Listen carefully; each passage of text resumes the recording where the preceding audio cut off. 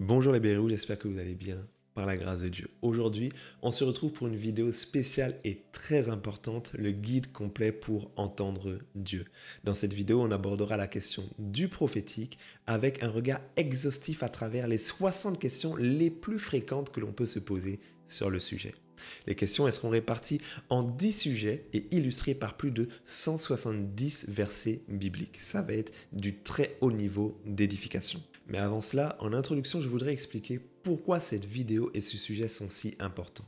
D'abord, il faut bien comprendre que le sujet d'entendre Dieu, c'est l'un des sujets les plus fondamentaux de la foi chrétienne épanouie.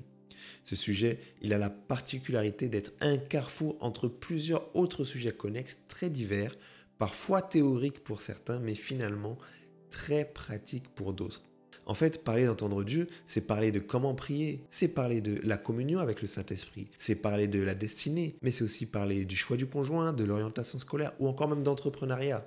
Entendre Dieu, c'est un sujet si important. Et d'ailleurs, il est plutôt suffisamment abordé dans les églises et sur les réseaux sociaux. Mais ce projet de vidéo m'est venu lorsque j'ai considéré que pour ce sujet, comme d'autres d'ailleurs, plusieurs prédications s'arrêtent à expliquer le pour, sans prendre le temps d'expliquer le comment.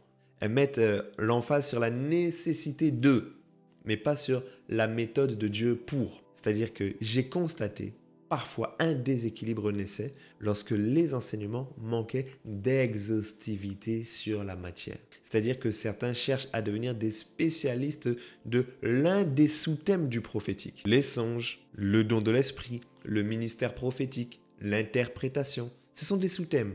Mais maîtriser simplement un ou deux sous-thèmes et en négligeant les autres, c'est prendre le risque d'entrer dans un grand déséquilibre et au final peut-être même une incapacité à vivre concrètement les bénéfices du prophétique. On ne peut pas bâtir un édifice stable et solide si dans tous les piliers, il y en a un qui est très élevé et les autres sont à des faibles hauteurs. Alors que l'on mette la faute sur les prédicateurs qui ne sont pas suffisamment exhaustifs et complets, ou que l'on mette la faute sur les fidèles qui ne font pas l'effort d'aller plus loin, le constat c'est le même. C'est que ne pas comprendre le prophétique dans toute sa largeur, c'est comme finalement essayer d'avancer avec une voiture qui n'est équipée que d'un seul pneu. C'est pas gage d'une très grande qualité, c'est pas équilibré et quand c'est pas équilibré, ça avance pas sur la durée. Alors cette vidéo, elle vient justement pour tenter de répondre à ce besoin d'exhaustivité, d'apporter un regard qui est complet. En une seule vidéo, présenter l'ensemble des sous-thèmes. Un guide pluridisciplinaire pour emmener chacun des auditeurs dans une compréhension large du sujet et donc d'atteindre l'objectif d'entendre Dieu de manière fréquente, authentique et productive dans nos vies quotidiennes. Entendre Dieu pour soi, entendre Dieu aussi pour les autres, sans jamais tomber dans le danger des erreurs liées à une mauvaise interprétation ou à un discernement erroné. Après quelques années d'expérience en exercice pastoral, j'ai relevé les questions qui revenaient le plus et qui m'ont été le plus de fois posées, celles qui suscitent le plus de curiosité ou d'interrogation, et j'ai enrichi cela par mon étude biblique personnelle de 10 ans dans les Écritures. Alors il faut comprendre que ce sujet, il est très important pour moi. Depuis que j'ai commencé à servir Dieu, j'ai toujours été attaché à ce sujet-là. C'est vrai, j'ai déjà prêché dessus, j'ai prêché sur pourquoi Dieu ne te parle plus, sur l'urgente nécessité d'entendre Dieu. J'ai même fait des études bibliques, des séries complètes sur le sujet, avec notamment la question des songes et des expériences nocturnes, la question aussi de la destinée. J'ai pu, par la grâce de Dieu, à titre personnel, vivre les bénéfices du prophétique dans ma vie. Par la grâce de Dieu aussi, être un instrument par lequel Dieu est passé pour édifier les autres grâce à cette habileté spirituelle. Je me suis beaucoup documenté et j'ai écouté ce que les autres ont dit.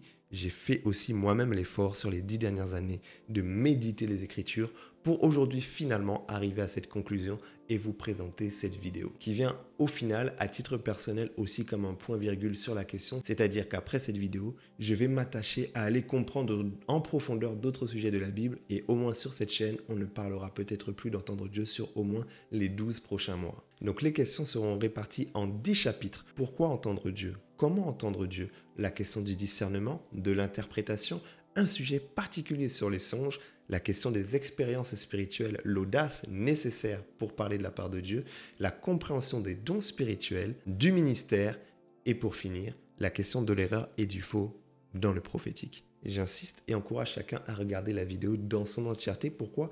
Parce que les thèmes sont justement juxtaposés les uns aux autres. Ils sont complémentaires et la réponse qui semblerait incomplète à la question dans l'un des chapitres pourra être complété par la réponse à une autre question dans le chapitre suivant. Et donc, c'est en comprenant l'ensemble des éléments présentés que nous pourrons développer cette fameuse maturité qui nous emmènera dans un exercice d'entendre Dieu efficace. Il est tout de même possible qu'après ces 60 questions, tu aies l'impression qu'un sujet n'ait pas été abordé. N'hésite pas à poser ta question en commentaire et je me ferai une joie avec l'ensemble de la communauté de pouvoir y répondre. C'est parti. Alors le premier chapitre de questions, c'est sur le pourquoi entendre Dieu. La première question, justement, pourquoi il est important d'entendre Dieu? Il y a plusieurs raisons pour lesquelles il est important, je dirais même nécessaire et urgent d'entendre Dieu. La première raison, c'est parce que pour marcher selon la volonté de Dieu, au final, il faut l'entendre. Jean chapitre 10, verset 27, Jésus dit « Mes brebis entendent ma voix, je les connais et elles me suivent ». C'est lorsqu'on entend la voix de Jésus qu'on a la capacité de le suivre. Tu vois, les disciples, ils ont entendu Jésus leur dire « Suis-moi et je ferai de vous ». Si tu n'entends pas la voix de Jésus, tu ne pourras pas le suivre. La deuxième raison pour laquelle il est important de pouvoir entendre Dieu, c'est parce que nos vies, parfois, elles sont bloquées par l'absence de révélation. La Bible elle déclare dans le psaume chapitre 119, le verset 105, que sa parole, c'est une lampe à nos pieds et une lumière sur notre sentier. C'est-à-dire que lorsqu'on n'est pas conduit par la parole de Dieu, souvent nos vies sont bloquées. On est dans l'attente de confirmation, on est dans l'attente d'orientation et au final, on ne sait plus quoi faire. Troisièmement, parce que l'erreur, elle entre dans nos vies justement à cause de l'absence de la révélation. Lorsqu'on n'a pas la révélation, la parole de Dieu, c'est à ce moment-là que l'erreur, elle peut entrer dans nos vies. Dans Ésaïe chapitre 30, verset 1, la Bible dit « Malheur, dit l'Éternel, à ceux qui sont rebelles parce qu'ils forment des projets sans lui. Et ils font des alliances qui ne sont pas selon sa volonté pour accumuler péché sur péché. » C'est-à-dire que lorsque on n'est pas conduit par la voix de Dieu, on sera forcément à un moment donné en dehors de sa volonté et donc dans le péché avec l'ensemble de ses conséquences mortelles et destructrices pour l'homme. Et puis la quatrième raison principale, il y en a d'autres pour laquelle il est important d'entendre Dieu, c'est parce que nous sommes censés être l'écho de la voix de Dieu. Nous sommes censés être ses porte-paroles, comme la Bible déclare dans Jean chapitre 1, le verset 3. « Moi, dit-il, je suis la voix de celui qui crie dans le désert. » Il y en a un qui crie, il y en a un qui parle, il y en a un qui apporte la vie, c'est Jésus. Et nous sommes appelés à être l'écho de sa voix, les porte-paroles de Christ dans notre génération. Il est donc important et nécessaire que nous puissions entendre Dieu. Alors, deuxième question, entendre Dieu est-il réservé aux chrétiens matures? Ça, c'est une question qui revient souvent. Est-ce qu'il n'y a que les personnes qui sont matures, qui sont TTS, voire qui sont appelées à un ministère particulier, qui peuvent entendre Dieu? De toute évidence, non. Non. Déjà, premièrement, tous ceux qui sont de Dieu peuvent entendre Dieu. Dans Jean chapitre 8, verset 47, la Bible dit que celui qui est de Dieu, il écoute les paroles de Dieu. Vous n'écoutez pas parce que vous n'êtes pas de Dieu. Lorsqu'on est de Dieu, on a en nous un système, une capacité de pouvoir entendre Dieu. Et je vais même aller plus loin. Toute personne qui est créature de Dieu peut entendre Dieu. Parce que lorsqu'on étudie la Bible, on voit que plusieurs hommes qui n'étaient pas des enfants de Dieu, qui n'étaient pas dans le peuple de Dieu, ont pu entendre Dieu. Dans Daniel chapitre 2, tu vois un roi païen, le roi de Babylone, qui a pu entendre Dieu. Tu vois que le pharaon également, il est créature de Dieu, mais il n'est pas enfant de Dieu, il a pu entendre Dieu. Et ça, c'est quelque chose qui est important. Et si on va même encore plus loin, non seulement toutes les créatures peuvent entendre Dieu, mais même toute la création a la capacité d'entendre Dieu. Matthieu chapitre 21, verset 19, la Bible dit qu'en voyant un figuier sur le chemin, Jésus il s'en approche et il ne trouve pas de fruits, il trouve que des feuilles. Et il lui dit que jamais fruit ne naisse de toi, et à l'instant le figuier sécha. Lorsque tu regardes attentivement, tu vois que Jésus, il a parlé au figuier.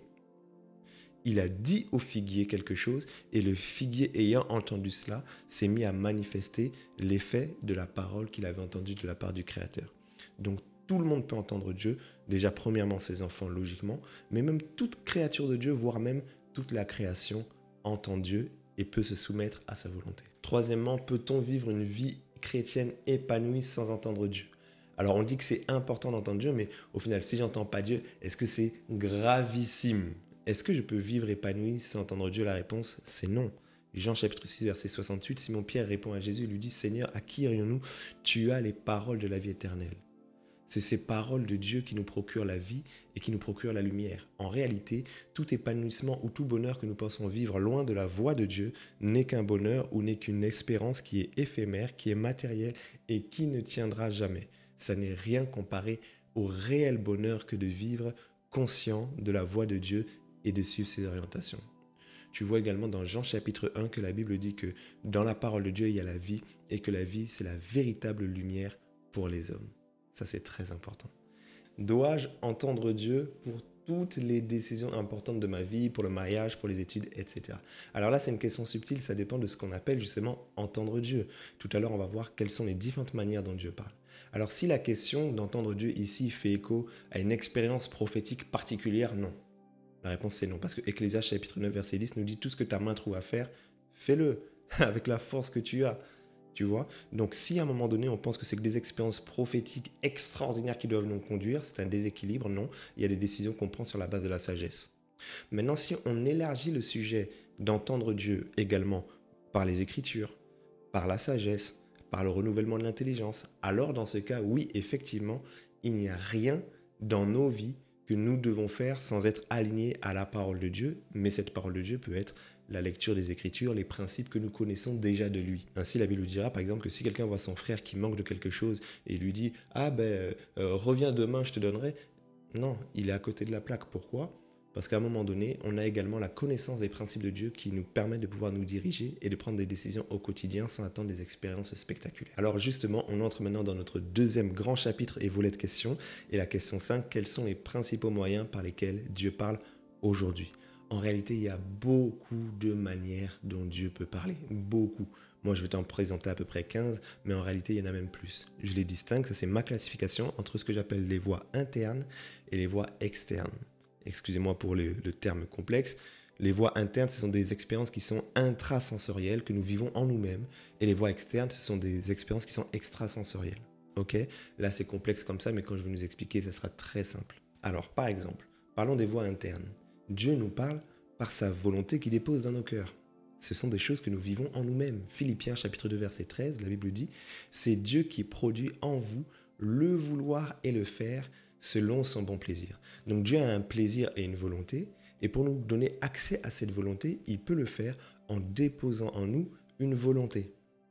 Deuxièmement, également, il peut déposer en nous une capacité, parce que la Bible dit que Dieu produit en nous le vouloir et le faire. Ça veut dire que le faire, la capacité d'agir, peut être déjà une orientation de ce que Dieu veut que nous puissions faire, une compétence, un talent, une expertise peut être déjà une orientation de Dieu sur le chemin de la destinée.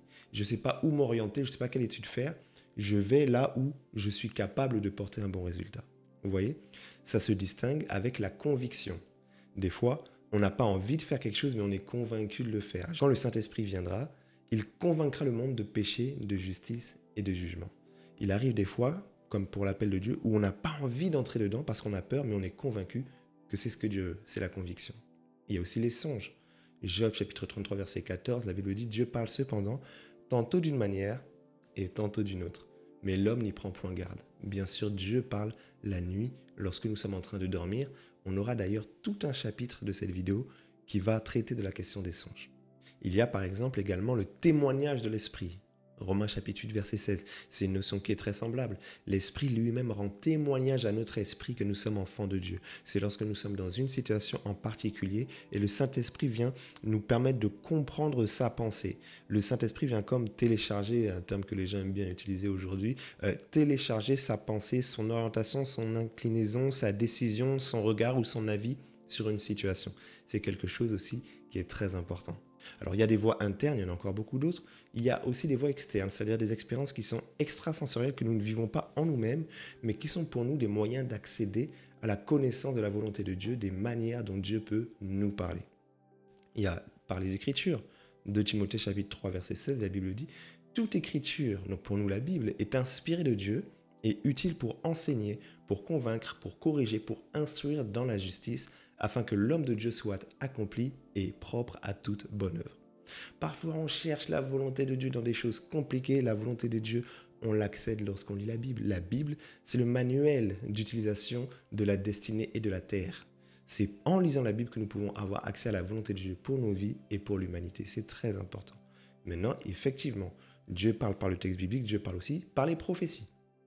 Amos chapitre 3 verset 7, la Bible dit « Car le Seigneur l'Éternel ne fait rien sans avoir révélé son secret à ses serviteurs les prophètes. » Donc Dieu peut parler aussi par des prophètes qui vont prophétiser et parler de sa part. Lorsqu'on cherche à ce que Dieu nous parle, il peut aussi nous parler par l'intermédiaire de quelqu'un d'autre. Mais il peut aussi nous parler par une voix audible. Et ça, c'est quelque chose qui arrive aussi, même dans la Nouvelle Alliance. On voit dans Actes chapitre 9, verset 4, la Bible parlant de Saul, la Bible dit « Il tombe par terre et il entend une voix qui lui dit « Saul, Saul, pourquoi me persécutes-tu » Et la voix lui dit « Mais qui es-tu, Seigneur, que je persécute ?» Et la voix lui répond « Je suis Jésus. » Donc Jésus apparaît pour nous communiquer la pensée de Dieu. Mais il n'y a pas que Jésus qui apparaît, il y a aussi les anges. Donc les apparitions angéliques, c'est une manière d'entendre le message, la pensée et la parole de Dieu. Dans Luc chapitre 1, verset 26, la Bible dit « Au 6e mois, l'ange Gabriel fut envoyé par Dieu dans une ville de Galilée appelée Nazareth. » Et qu'est-ce qui va se passer à ce moment-là? Il va parler à une dame de la volonté de Dieu. Cette dame, c'est donc Marie. Il va lui parler de ce que Dieu voulait. Et Dieu, il ne parle pas que par les anges. Il parle aussi même par la nature. La Bible dit, dans 1 Corinthiens chapitre 11, verset 14, « La nature elle-même ne vous enseigne-t-elle pas ?» Ça veut dire que Dieu a disposé aussi la nature comme un moyen de comprendre sa pensée, son fonctionnement, ses méthodes et ses principes. Et plusieurs fois dans la Bible, tu vois que la nature est tout un message que Dieu adresse aux hommes. Dieu parle aussi par l'orientation parentale. Dans Juge chapitre 13, à partir du verset 3, la Bible nous dit qu'il y a un ange qui va apparaître à une femme et qui va lui dire « Voici, tu es stérile, tu n'as point d'enfant, tu deviendras enceinte. » Il lui donne des recommandations pour elle, mais il lui donne aussi des recommandations pour l'enfant qui va naître. Il va dire « Le rasoir ne passera point sur sa tête parce que cet enfant sera consacré à Dieu dès le ventre de sa mère. Et ce sera lui qui commencera à délivrer Israël de la main des Philistins. » Donc parfois Dieu parle aux parents pour les enfants. Et ça, c'est quelque chose qui est important. La voix de Dieu, la pensée de Dieu nous est aussi adressée par les orientations que nos parents nous donnent. D'ailleurs, et je ne vais pas le développer ici, mais les parents peuvent être chrétiens ou non, mais Dieu peut quand même passer par eux pour orienter aussi nos vies. Et ça, c'est quelque chose qui est très important. Alors Dieu nous parle aussi par les prédications inspirées par les prédicateurs. 1 Thessaloniciens 2, verset 13. C'est pourquoi nous rendons sans cesse grâce à Dieu de ce qu'en recevant de nous la parole de Dieu, vous l'avez reçue non pas comme la parole des hommes, mais comme elle l'est réellement, comme la parole de Dieu qui agit en vous qui croyez. C'est-à-dire que Dieu peut nous parler à travers un prédicateur. Lorsqu'un prédicateur inspiré du Saint-Esprit nous parle, ce n'est pas lui qui parle, c'est la parole de Dieu qui est en train de nous être adressée. L'expérience des anciens, c'est aussi un moyen par lequel nous pouvons accéder à la pensée de Dieu. La Bible dit, 1 Corinthiens chapitre 10, verset 11, on connaît ce passage, « Ces choses leur sont arrivées comme un exemple », ou encore d'autres versions disent « pour nous servir d'exemple ». Et elles ont été écrites pour notre instruction, à nous qui sommes parvenus à la fin des siècles. C'est-à-dire que nous pouvons accéder à l'instruction de Dieu, à la sagesse de Dieu, à la manière dont Dieu aimerait que nous puissions nous conduire en observant ce qu'il a fait à travers des personnes avant nous. Et ça, c'est quelque chose qui est très important. Mais de manière encore plus explicite, le conseil d'un homme sage peut parfois être la manière dont nous pouvons comprendre ce que Dieu veut. 2 Samuel chapitre 16 verset 23 nous parle d'un homme. Le conseil d'Achitophel donné en ces jours-là était comme une parole de Dieu. Et ainsi, tous les conseillers du roi David prenaient son avis comme celui de Dieu. Il y a certaines personnes qui ont développé un tel degré de sagesse par lesquelles nous pouvons aussi comprendre la manière dont nous devons nous orienter. Bien sûr, suivons la vidéo jusqu'au bout parce que ce sont les chapitres suivants avec la question du discernement et la question des erreurs dans le prophétique qui nous permettra aussi de nuancer ce qu'on vient de dire. Parce que nous ne pouvons pas prendre pour argent comptant tout ce qu'un homme sage, tout ce qu'un prédicateur va nous dire, il faudra aussi apprendre à trier. Alors il y a une question qui revient aussi très souvent, pourquoi il m'est si difficile d'entendre Dieu ? Pourquoi pour certains ça a l'air facile, on en parlera tout à l'heure, mais pourquoi pour moi ça m'a l'air difficile d'entendre Dieu ? Alors il y a plusieurs raisons. Peut-être, premièrement, parce que nous ne sommes pas toujours vigilants à ces avertissements. Le problème n'est pas toujours des dieux, parfois il est chez nous. Job chapitre 33 verset 14, la Bible dit « Dieu nous parle cependant tantôt d'une manière et tantôt d'une autre, et l'homme n'y prend point garde. » Parfois nous ne sommes pas vigilants à ce que Dieu nous dit. Alors, Dieu voudrait-il intentionnellement rendre difficile l'accès à sa parole? Moi, je ne pense pas. Certaines personnes utiliseront le passage de Proverbes chapitre 25 verset 2, la Bible dit « La gloire de Dieu, c'est de cacher les choses. La gloire des rois, c'est de sonder les choses. » Et dans une approche un peu plus expérimentale, parfois on a l'impression que Dieu, entre guillemets, se laisse un peu désirer. Vous voyez, un peu comme l'apôtre Paul qui dit dans le livre des Actes, Dieu a voulu que nous puissions le chercher comme en tâtonnant, alors qu'en réalité, il n'est pas loin de nous. Alors moi, je ne veux pas aller dans cette approche expérimentale, mais d'un point de vue doctrinal, partons d'abord du principe que la parole de Dieu nous est adressée de multiples manières et que celui qui use de discernement et d'ouverture d'esprit pourra accéder facilement à ce que Dieu veut dire. Question 7. Peut-on développer sa capacité à entendre Dieu? Et si oui, comment? Comment on fait pour progresser dans sa capacité à entendre Dieu? Et tout à l'heure, on parlera particulièrement des dons prophétiques. Alors moi, ma réponse est oui. C'est possible par la maturité spirituelle. La maturité spirituelle, elle aiguise notre discernement et notre compréhension. Plus nous devenons matures, plus nous pouvons entendre Dieu. Et plus nous voulons entendre Dieu, plus nous devons devenir des chrétiens matures. Hébreux chapitre 5, verset 12 nous dit « Vous, en effet, qui depuis longtemps devriez être des maîtres, vous avez encore besoin qu'on vous enseigne les premiers rudiments des oracles de Dieu. Vous en êtes venus avoir besoin de lait et non d'une nourriture solide. » C'est-à-dire que la maturité spirituelle va influencer sur la qualité de la parole de Dieu qu'on va aussi recevoir et comprendre. Jésus disait par exemple aussi « J'ai beaucoup de choses à vous dire, mais vous ne pouvez pas les porter maintenant. » Celui qui va avoir accès à la totalité de ce que Dieu veut dire et qui veut progresser là-dessus doit aussi gagner en maturité. Et la question 8 qui vient justement compléter, est-ce qu'il y a des choses qui peuvent nous bloquer, nous empêcher d'entendre Dieu? Alors oui, bien évidemment et de toute évidence. Il y a par exemple les idées préconçues. Dans Jean chapitre 1 verset 46, il y a Nathanaël qui passe par une situation particulière et parfois nous sommes aussi comme des Nathanaël. Nathanaël, il dit « Peut-il venir de Nazareth quelque chose de bon ?» Et Philippe lui répondra « Viens et vois ».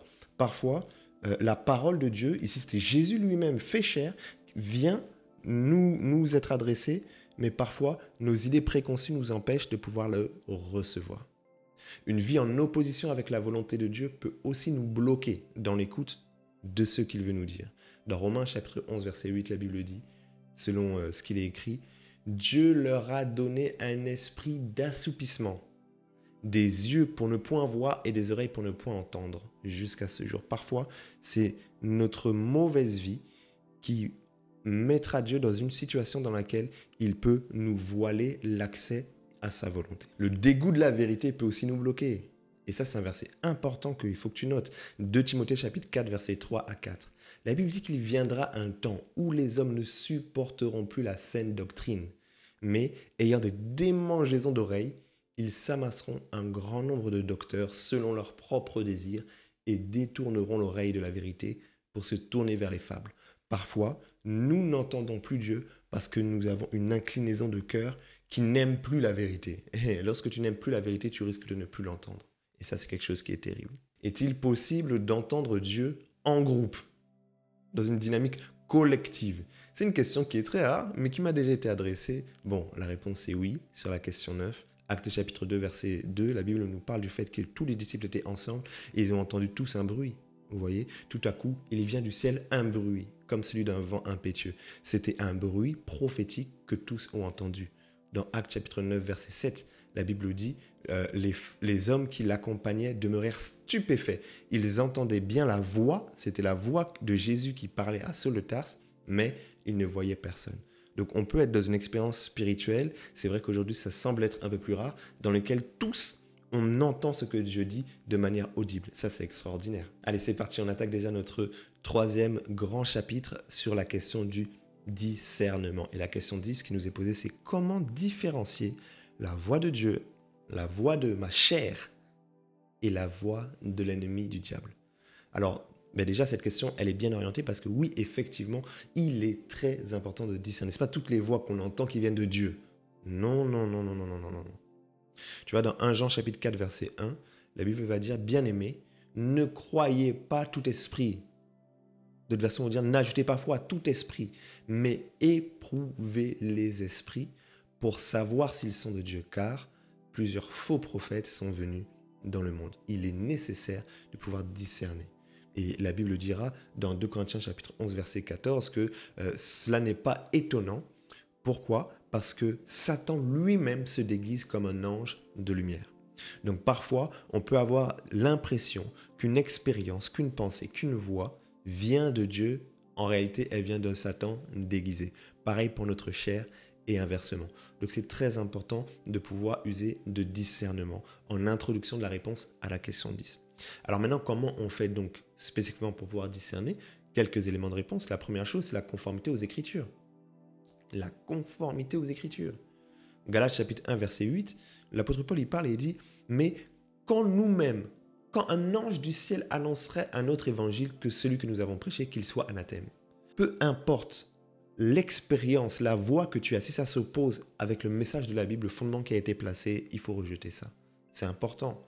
Et même le Saint-Esprit, dans Jean chapitre 14, verset 26, la Bible dit que lorsque le consolateur, l'Esprit Saint, que le Père enverra en mon nom sera venu, la Bible dit, il vous enseignera toutes choses et vous rappellera tout ce que je vous ai dit.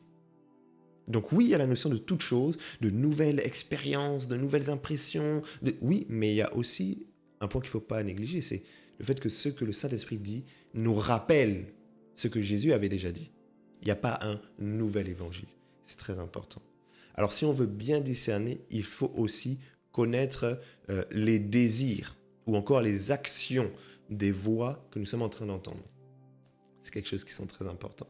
Les objectifs parfois des voix que nous entendons, des expériences que nous avons, des pensées que nous avons, ne sont pas des bons objectifs et ça nous permet de discerner. La Bible parle dans Galates chapitre 5 verset 17 par exemple, que la chair a des désirs contraires à ceux de l'esprit et l'esprit en a de contraires à ceux de la chair. Ils sont opposés entre eux de sorte que vous ne fassiez pas ce que vous voudriez. Ça veut dire à ce moment-là que parfois, lorsque nous avons des désirs que nous ne savons pas discerner, regarde quel est l'objectif de ce désir. Dans quoi est-ce qu'il t'emmène? Est-ce qu'il t'emmène à t'enfler d'orgueil ou est-ce qu'il t'emmène à élever Jésus? Ça te permet déjà de discerner. Tu as une idée. Quel est l'objectif qui est caché derrière cette idée? Tu as une envie. Quel est le but qui est caché derrière ça? Tu vois? Il y a du coup, de facto aussi la question de la motivation cachée.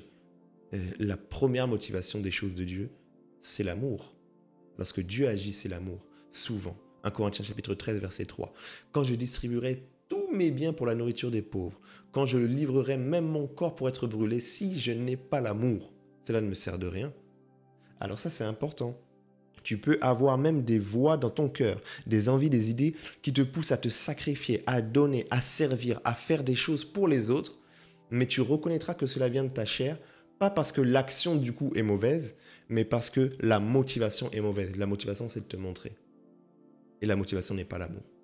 Tu peux aussi te poser la question de qui est satisfait derrière ça. Colossiens chapitre 2, verset 23. La Bible nous dit « Ces prescriptions ont, à la vérité, une apparence de sagesse, en ce qu'elles indiquent un culte volontaire, de l'humilité et du mépris du corps, mais elles sont sans aucun mérite et ne servent qu'à la satisfaction de la chair. » Chers amis, écoutez-moi très très bien. Il y a des fois des idées, des voix, des songes, des expériences que nous pouvons avoir qui ont une apparence d'humilité. Mais en réalité, ça satisfait notre ego personnel.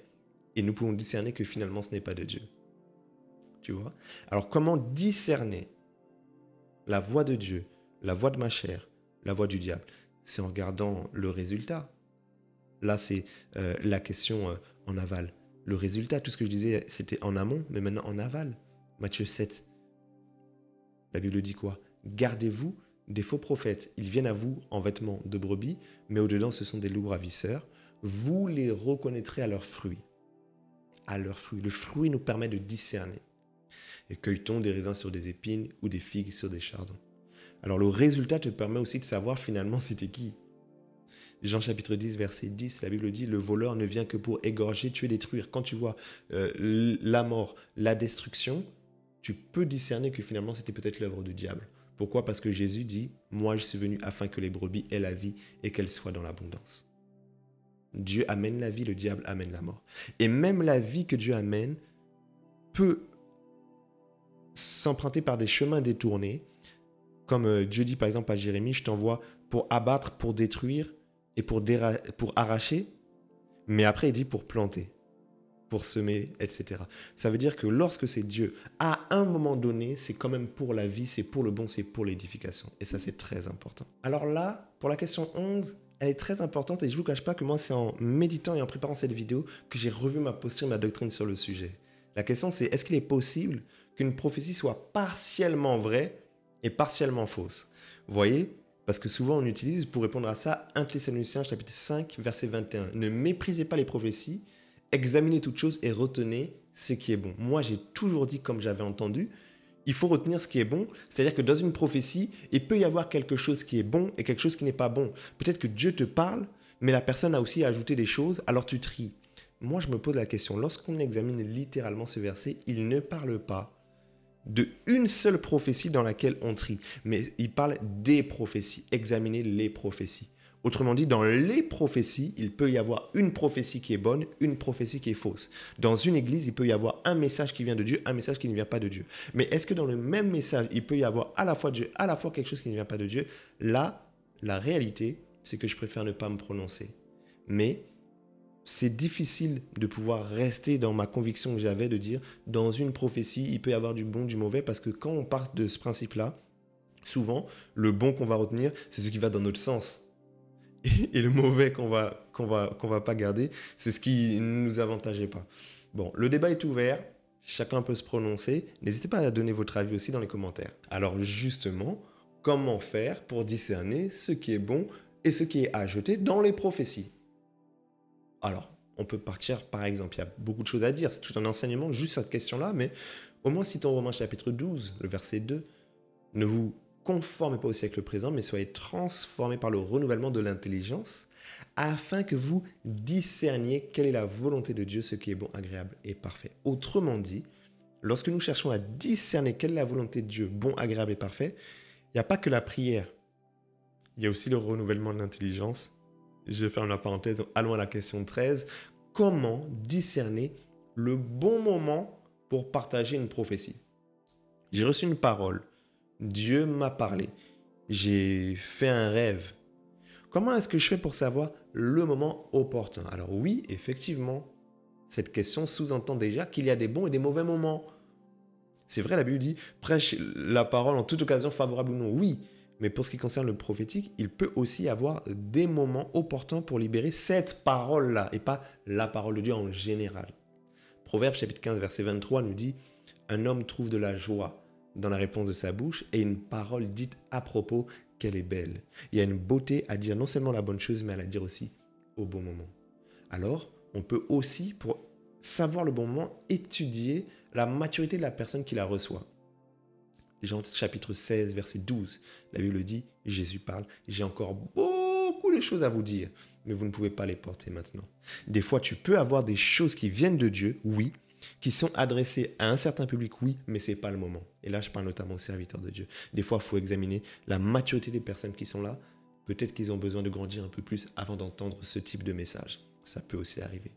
Et puis, de manière un peu plus simple, il faut laisser Dieu conduire les choses. Daniel chapitre 12, verset 9. Il répondit, « Va, Daniel, car ces paroles sont renfermées et scellées jusqu'au temps de la fin. » Donc des fois, Dieu donne une parole, mais lui-même, il la scelle. Tu peux recevoir quelque chose qui vient de Dieu, mais Dieu lui-même, il est en train de te dire que ce n'est pas pour maintenant, c'est pour des temps à venir. Allons sur notre grand chapitre sur l'interprétation, la question 14. Pourquoi Dieu ne parle-t-il pas toujours d'une manière directe? Pourquoi Dieu parle de manière compliquée, complexe et indirecte? Là, c'est une bonne question. Mais moi, je préfère dire qu'il est possible. Il est possible, peut-être, que Dieu le fasse intentionnellement pour nous éprouver. Peut-être. C'est ce qu'on avait dit tout à l'heure. Peut-être. Proverbe 25, 2. La gloire de Dieu, c'est de cacher les choses, et la gloire des rois, c'est de les sonder. Peut-être.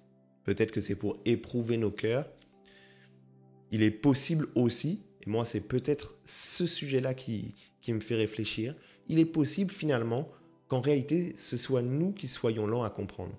Ce n'est pas Dieu qui parle d'une manière compliquée, c'est nous qui ne sommes peut-être pas très fut-fut dans les choses de Dieu. Hébreux chapitre 5, verset 11. Nous avons beaucoup de choses à vous dire là-dessus. Des choses difficiles à expliquer parce que vous êtes devenus lents à comprendre. Et si c'était notre lenteur de compréhension qui nous rendait difficile l'exercice de l'écoute de la voix de Dieu. Mais on peut aussi se poser la question de l'aveuglement et de la rébellion. Ésaïe chapitre 29, versets 11 et 12. Par exemple, la Bible dit « Toute la révélation est pour vous comme les paroles d'un livre scellé, que l'on donne à quelqu'un qui sait lire en lui disant « Lis ceci ». Et cette personne répond « Je ne peux, parce que le livre est scellé ». Ou bien, on donne le livre à celui qui ne sait pas lire en lui disant « Lis ceci ». Et cette personne répond « Je ne sais pas lire ».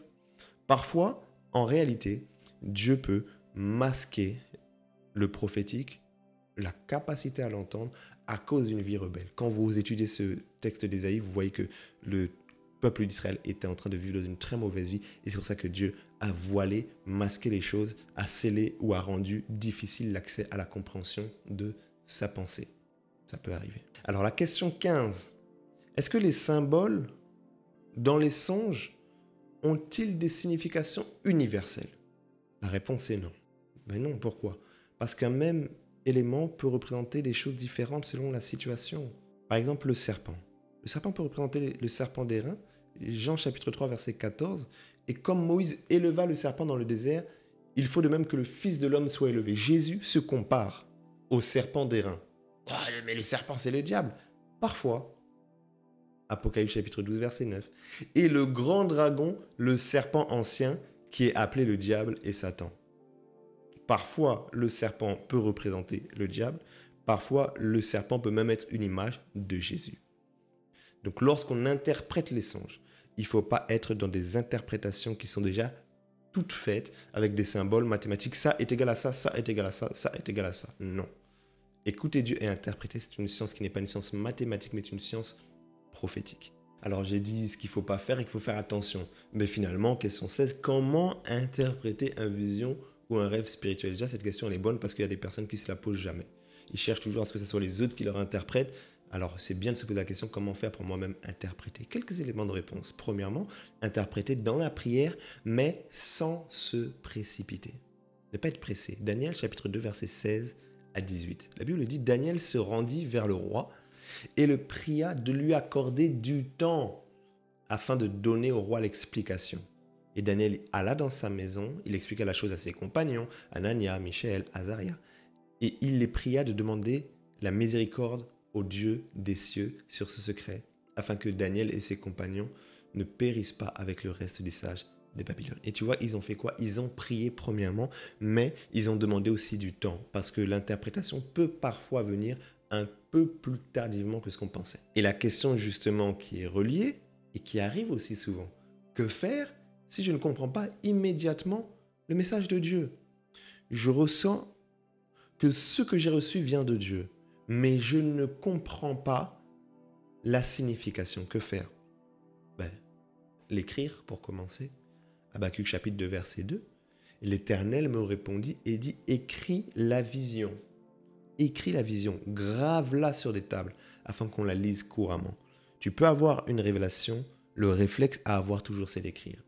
Et c'est plus tard, des fois des années et des années après, qu'on en comprend en profondeur le sens.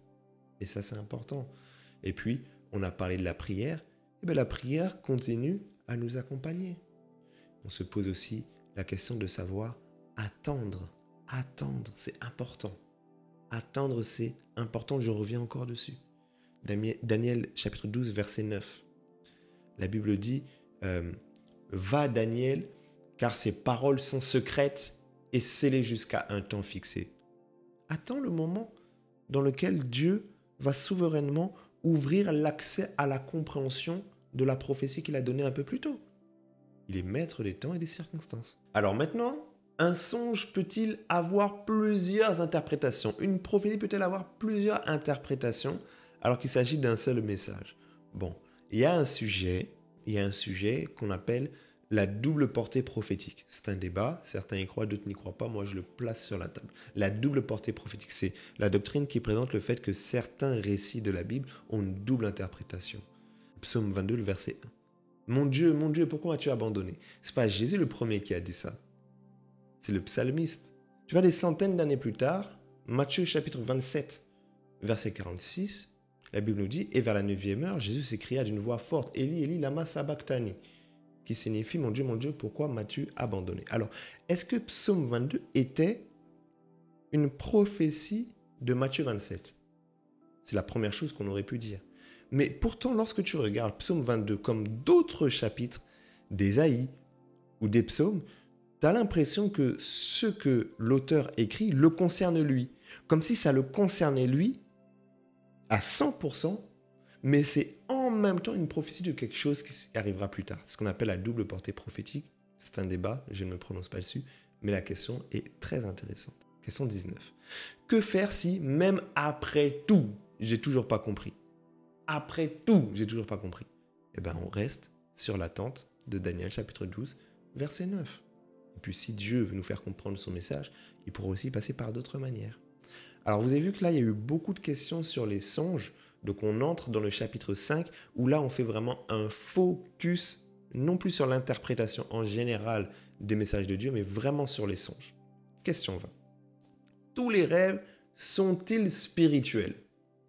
Non. On en a parlé un petit peu sur le chapitre sur le discernement. Ecclésiaste chapitre 5 verset 3, la Bible dit « Les songes naissent de la multitude des occupations ». Alors dans la Bible, le terme songe peut être interchangeable avec aussi les rêves. Donc parfois, ce n'est pas de Dieu. Question 21. Peut-on demander à Dieu des songes spécifiques et précis? Vous voyez, aujourd'hui, il y a même un terme à la mode, c'est les rêves lucides. Est-ce qu'on peut demander à Dieu spécifiquement un songe? Alors, ma réponse. La Bible nous recommande de consulter Dieu, oui, mais ne nous donne pas vraiment d'exemple de cas où on impose une réponse à Dieu dans un songe. On n'a pas d'exemple là-dessus. Alors, c'est vrai, il y a un cas particulier, c'est celui de Gédéon. Gédéon met Dieu à l'épreuve dans Juge chapitre 7 et demande à Dieu de répondre d'une manière précise. Mais à part ça, on n'a ni exemple ni doctrine claire qui nous dit qu'on peut imposer à Dieu une manière de répondre. Par contre, on le consulte, mais il répond comme il veut. Comment différencier un songe prophétique d'un simple rêve banal? Plusieurs éléments de réponse. Premièrement, le ressenti dans son esprit. Daniel chapitre 2 verset 1 nous montre que c'est pourtant même un païen. La Bible dit la seconde année du roi de Nebuchadnezzar. Nebuchadnezzar eut des songes. Son esprit fut troublé et le sommeil le quitta. Parfois, il y a une certaine agitation, un trouble, un ressenti spirituel qui nous permet de comprendre que ce rêve-là, ce n'est pas un rêve comme les autres. Daniel chapitre 7 verset 15, la Bible dit « Moi, Daniel, j'eus l'esprit troublé au-dedans de moi et les visions de ma tête m'effrayèrent. » Donc, ce n'est pas d'abord une question de qu'est-ce qui se passe. Parce que des fois, tu peux avoir, si tu es toujours dans les choses de Dieu, de Bible, de prophétique, tes préoccupations sont là-dedans et tu peux faire un rêve charnel, mais qui parle des choses des églises. C'est plus d'abord sur la question de ressenti dans mon esprit. Et je peux faire un rêve banal avec un ressenti fort. Et je peux faire un rêve fort avec un ressenti banal. Tu comprends? Alors, en plus du ressenti dans notre esprit, la communion avec le Saint-Esprit nous permet aussi de pouvoir comprendre. 1 Corinthiens chapitre 2 verset 10. La Bible nous dit « Mais Dieu nous les a révélés par l'Esprit, car l'Esprit sent de tout, même les profondeurs de Dieu. » Ce verset est une clé pour nous permettre de comprendre qu'à chaque fois qu'il y a quelque chose de complexe, de profond, de difficile à appréhender qui concerne Dieu, l'Esprit de Dieu sera la solution. Et c'est important. Peut-on demander à Dieu une interprétation immédiate d'un rêve? Je répondrai oui, on peut croire que Dieu peut le faire immédiatement, mais il ne le fera pas toujours. Est-ce qu'on peut demander à Dieu une interprétation immédiate? Oui, mais ce n'est pas parce qu'on lui demande qu'il le fera. C'est ça l'équilibre. Genèse chapitre 40 verset 8, la Bible dit « Ils lui répondirent, nous avons eu un songe et il n'y a personne pour l'expliquer. » Joseph leur dit « N'est-ce pas à Dieu qu'appartiennent les explications ?» Ok? C'est à Dieu qu'appartiennent les explications. Ce n'est pas à nous. Ce n'est pas nous qui sommes maîtres de l'interprétation. C'est Dieu qui donne et qui accorde, par certains principes, l'interprétation à ceux qui la recherchent. Dieu ouvre le cœur de la personne qui cherche l'interprétation. Donc on peut demander à Dieu une interprétation immédiate et elle peut venir. Elle peut aussi ne pas venir. Ok? La Bible nous montre effectivement que parfois, l'interprétation, elle est différée. On a déjà parlé dans cette vidéo plusieurs fois du cas de Daniel et du roi Nebuchadnezzar. Daniel n'a pas eu l'interprétation de manière immédiate. Joseph a eu l'interprétation immédiate pour celles et ceux qui ont eu un songe. Daniel n'a pas eu l'interprétation immédiate, il y a une nuit qui est passée. Il a dû rentrer chez lui et prier. Alors la question 24, c'est une question qui revient souvent. Pourquoi je fais toujours le même rêve? Pourquoi est-ce que je fais souvent le même rêve? Il y a un rêve avec certains éléments qui reviennent toujours. Alors il y a plusieurs éléments de réponse qu'on peut se donner. Premièrement, peut-être parce que le rêve vient de Dieu. Et c'est probablement pour fortifier notre foi qu'il insiste. Genèse chapitre 41, verset 32. La Bible dit « Si Pharaon a vu le songe se répéter une seconde fois, c'est que la chose est arrêtée de la part de Dieu et que Dieu se hâtera de le faire. » Donc parfois, il s'agit de Dieu qui lui-même nous montre son empressement à agir par la répétition d'une chose. Alors toutefois, n'oublions pas aussi que les songes naissent des préoccupations et parfois même du diable, qui fait que parfois on peut penser beaucoup de fois à quelque chose qui va créer plusieurs rêves. Dans l'expérience, on a aussi vu parfois que les oppressions spirituelles peuvent créer des rêves qui reviennent. Mais parfois aussi c'est Dieu. Question 25. Je ne fais aucun rêve, est-ce que c'est grave? Je rêve jamais. Il y a des personnes comme ça, jamais ils rêvent. Est-ce que c'est grave? Alors dans la Bible, on n'a pas d'exemple de cas dans lequel il est présenté que c'est grave de ne pas avoir des songes. On a des grands patriarches, la Bible ne nous parle pas qu'ils ont entendu Dieu par songe, mais toutefois, lorsqu'on prend dans son ensemble, on voit que le songe est une manière principale par laquelle Dieu parle. Et que beaucoup des patriarches, beaucoup des grands hommes et femmes de Dieu dans la Bible ont entendu Dieu par des songes, mais pas tous. Donc, est-ce que c'est grave? Non. Ce qui est grave, c'est de ne pas entendre Dieu du tout. Là, c'est problématique. On entre dans le grand chapitre des expériences spirituelles avec une question déjà, la question 26. Est-ce que c'est possible qu'on puisse avoir peur d'une expérience spirituelle qui vient de Dieu? Oui, bien sûr. Bien sûr, ça nous arrive et la personne qui pose cette question, c'est parce que c'est déjà le cas justement. Daniel chapitre 4, verset 5. Daniel dit, j'ai eu un songe qui m'a effrayé. Les pensées dont j'étais poursuivi sur ma couche, les visions de mon esprit me remplissaient d'épouvante. Tu te rends compte? Daniel chapitre 10, versets 7 et 8. Moi, Daniel, je vis seul la vision et les hommes qui étaient avec moi ne la virent point, mais ils furent saisis d'une grande frayeur et ils prirent la fuite pour se cacher. Je restai seul et je vis cette grande vision. Les forces me manquèrent. Mon visage changea de couleur et fut décomposé. Et je perdis toute vigueur. Donc, ce n'est pas parce qu'une expérience fait très très très peur qu'elle vient du diable. Parfois, il y a des choses qui font tellement peur dans une approche humaine, mais qui viennent de Dieu. Et parfois, tu peux faire des rêves où tu as l'impression même que ça te donne la paix, ça te laisse calme, mais ça ne veut pas dire que c'est de Dieu. Les choses de Dieu peuvent aussi nous faire peur. Pourquoi certaines personnes vivent plus d'expériences spirituelles que d'autres? Oula, ça c'est une question des jaloux, hein? Pourquoi certaines personnes vivent plus d'expériences? Bon. Parlons de la grâce et de la souveraineté de l'esprit. 1 Corinthiens 12, verset 11. Un seul et même esprit opère toutes ces choses, distribuant à chacun les dons spirituels en particulier, comme il veut. Certaines personnes, c'est juste la souveraineté de Dieu, la grâce. D'autres personnes, peut-être, c'est à cause de la soif. 1 Corinthiens chapitre 14, verset 1 nous dit « Recherchez la charité, aspirez aux dons spirituels et surtout à celui de prophétie. » Peut-être que certains ont tellement aspiré, désiré, cherché qu'ils vivent plus de Dieu parce qu'ils ont eu plus soif. Et peut-être aussi que d'autres ont moins d'expérience spirituelle. Pourquoi? Parce qu'ils sont dans l'activisme et le déséquilibre dans leur vie. À ce titre, la Bible nous donne par exemple l'exemple de Marthe, dans Luc chapitre 10, verset 41. Marthe, elle est en train de faire les soins domestiques, elle s'agite pour faire beaucoup de choses pour Jésus, certes, mais elle n'écoute pas la parole. Et Jésus lui dit, Marthe, Marthe, tu t'inquiètes et tu t'agites pour beaucoup de choses. Parfois, il y a certaines personnes qui sont dans l'activisme, le déséquilibre, ils sont toujours en train de faire, ils n'ont pas des temps de retraite, des temps de prière, des temps d'introspection pour écouter Dieu, et ils ont moins d'expérience. Mais dans tous les cas, j'insiste, la quantité et le caractère spectaculaire des expériences n'est pas forcément un signe de maturité spirituelle. C'est important. Ce n'est pas parce que quelqu'un a beaucoup d'expérience spirituelle qu'elle est forcément à coup sûr à 100% plus mature. Non. Prenons par exemple l'exemple de Samson. Beaucoup d'expérience, mais pas de maturité spirituelle. Les expériences spirituelles sont-elles nécessaires pour entendre Dieu? Alors là, je renvoie au 2e chapitre sur comment entendre Dieu. Dieu ne parle pas que par les expériences. Donc la réponse est non. Job chapitre 33, verset 14 nous présente que Dieu parle tantôt d'une manière et tantôt d'une autre. Tu vois dans Colossiens chapitre 1, verset 9. La Bible dit, nous aussi depuis le jour où nous l'avons appris, nous ne cessons de prier Dieu pour vous et de demander que vous soyez remplis de la connaissance de sa volonté en toute sagesse et intelligence spirituelle. Donc parfois tu peux avoir accès à la connaissance de la volonté de Dieu, mais par la sagesse et l'intelligence spirituelle. Et non pas par une expérience particulière. Actes chapitre 15, verset 28, la Bible dit « Il a semblé bon au Saint-Esprit et à nous de ne pas vous imposer d'autres charges que celles-ci nécessaires. » Qu'est-ce qui s'est passé? Des gens, ils sont en train de discuter. Ils sont en train de débattre, mais dans leur discussion, dans leur débat, dans leurs échanges, le Saint-Esprit les conduit et ils mettent le Saint-Esprit dans la conclusion de ce rapport. Ils disent le Saint-Esprit et nous. Mais il n'y avait pas une expérience, il y avait un temps d'échange et de partage. Alors il y a le sujet de savoir pourquoi Dieu choisit-il de révéler des choses de manière plus surnaturelle à certaines personnes.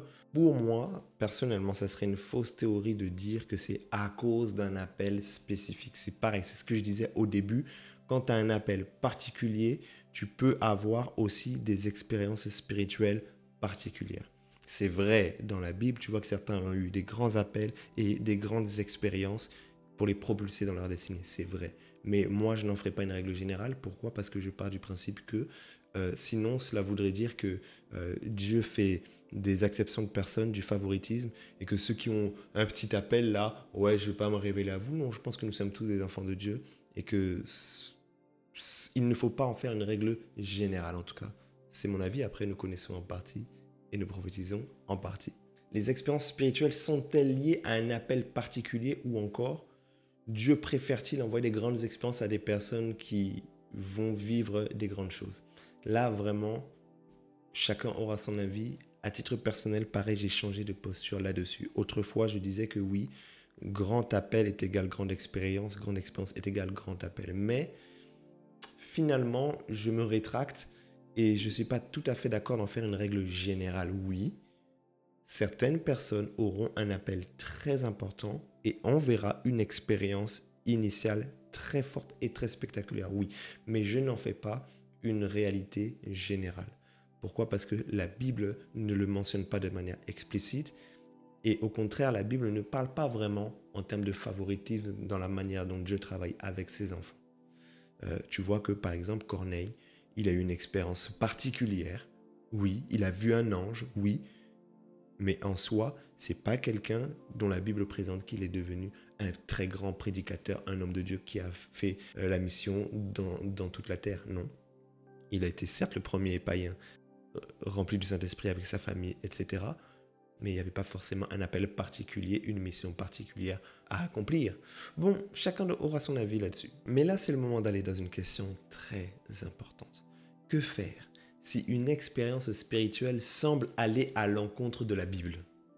C'est un truc dont on ne parle pas souvent, mais parfois on vit des choses, on expérimente, on entend des choses pour lesquelles on n'a pas les références bibliques. On n'a pas le bagage biblique pour dire « Ah oui, ça, j'ai vu ça dans la Bible et je peux m'appuyer dessus pour discerner. » Qu'est-ce qu'on fait? Première chose, ne pas rester perplexe, mais réfléchir. Ne pas rester perplexe, mais réfléchir. Dans Actes chapitre 10, verset 17, tu vois que Pierre a eu une vision.